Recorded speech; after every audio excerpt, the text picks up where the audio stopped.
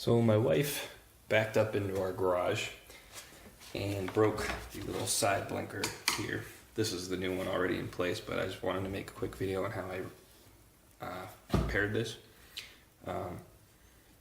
This LED strip is connected by 2 screws on behind the mirror. All you gotta do is get this mirror part off. So once the mirror is off, it's pretty simple replacement. But getting the mirror off, there's 3 catch pins, one here, and on the side. I found the easiest thing to do was to take a small screwdriver like this. It's like a slotted tech screwdriver, and work your way in to push the prongs up to disconnect. And you'll see that the whole thing popped off. That's because I had it off already, but from the back you could see that there's one up here, one on the side, and on the bottom. One on the bottom is the solid connector. This one won't bend, but the 2 on these sides will.